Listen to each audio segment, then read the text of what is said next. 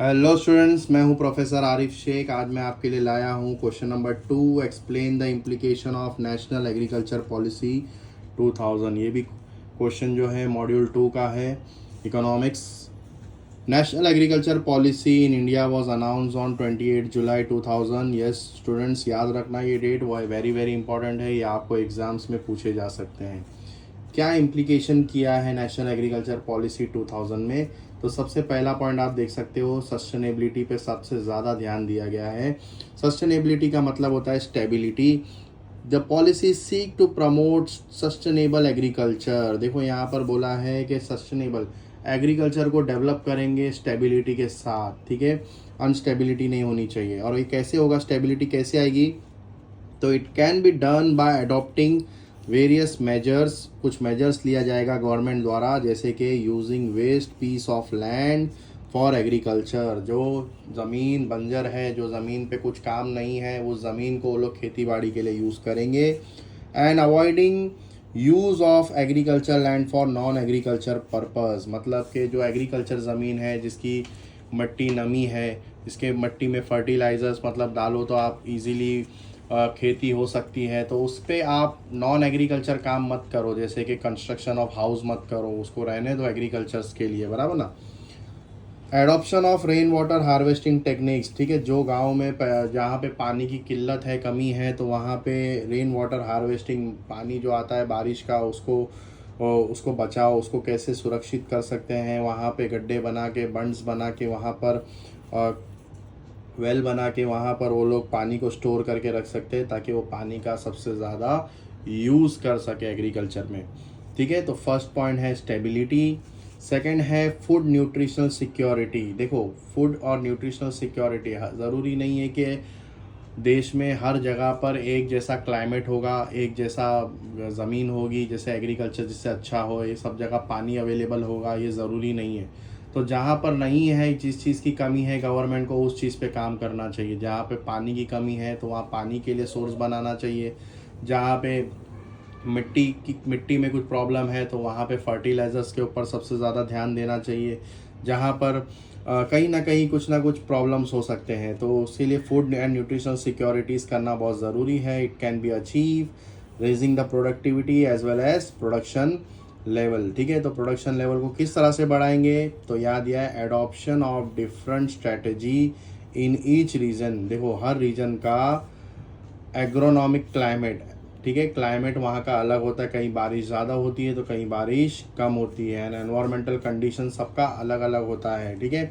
तो जहाँ पे जिस चीज़ की ज़रूरत है, जैसे मैंने बताया, उस चीज़ पे गवर्नमेंट को काम करना चाहिए। Development of animal husbandry, poultry, dairy and aquaculture. ये भी चीज़ मैंने आपको पहले भी बता चुका था लास्ट वीडियो में, कि फार्मर्स का पैसिव इनकम होता है। फार्मर सिर्फ एग्रीकल्चर पे ध्यान नहीं देता, वो एनिमल हस्बेंड्री, भेड़ बकरी भी करता है, बेचता है, पोल्ट्री मुर्गी भी बेचता है, दूध भी बेचता है और फिश भी बेचता है, ठीक है। नेक्स्ट पॉइंट पे आते हैं स्टूडेंट्स हम लोग, टेक्नोलॉजी। अगर एग्रीकल्चर सेक्टर्स को बढ़ाना है तो ऑब्वियसली हमें टेक्नोलॉजी पे सबसे ज़्यादा फोकस करना होगा। The policy suggest development of new technology and better dissemination of existing technology. New technology के साथ साथ हमें जो हमारे पास एग्जिस्टिंग टेक्नोलॉजी है, उसका भी सबसे ज़्यादा यूज़ करना है इन एग्रीकल्चर सेक्टर्स में। It also suggests that use of biotechnology, technology meant for various pre-harvest and post-harvest operation etc. should be encouraged, ठीक है। प्री हार्वेस्ट मतलब के खेती से पहले, पोस्ट हार्वेस्ट मतलब खेती के बाद, ठीक है। तो आपको टेक्नोलॉजी का इस्तेमाल प्री हार्वेस्ट में भी करना है, सीड्स लगाने के टाइम, ठीक है, और पोस्ट हार्वेस्ट कटाई के टाइम पे भी आपको, दोनों के टाइम टेक्नोलॉजी आप ज़्यादा यूज़ करोगे तो सबसे ज़्यादा खेती होगी।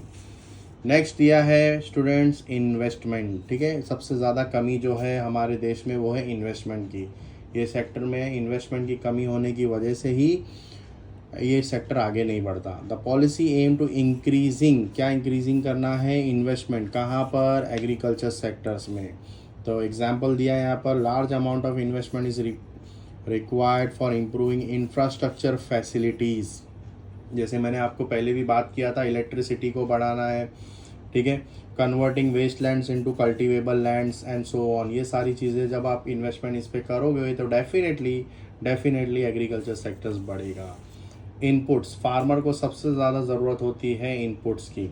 अच्छे इनपुट्स जो होंगे स्टूडेंट्स, उससे क्या होगा, जल्दी जल्दी फार्मर्स खेती करेंगे। तो the policy suggest that adequate and timely supply of quality input. देखो एडिक्वेट मतलब ज़्यादा से ज़्यादा, टाइमली समय पर क्वालिटी इनपुट्स दो फार्मर्स को रिजनेबल रेट में।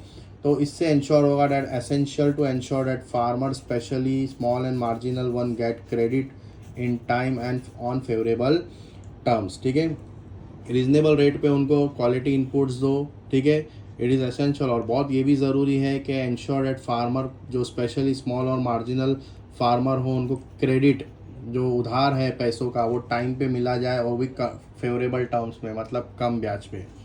ठीक है, नेक्स्ट पॉइंट पे आते हैं स्टूडेंट्स हम लोग, प्रोडक्टिविटी। एग्रीकल्चर सेक्टर्स की प्रोडक्टिविटी अगर एनहांस करना है तो ऑब्वियसली आपको इंफ्रास्ट्रक्चर फैसिलिटी पे ध्यान देना होगा, मॉडर्न टेक्नोलॉजी पे ध्यान देना होगा। ठीक है, फोकस करना होगा क्वालिटी इनपुट्स पे एज वेल एज आउटपुट पे। तो होप आप लोगों को ये सारे पॉइंट्स समझ में आए होंगे स्टूडेंट्स। मैंने यहाँ पर ये पॉइंट्स कवर किया आपके साथ में।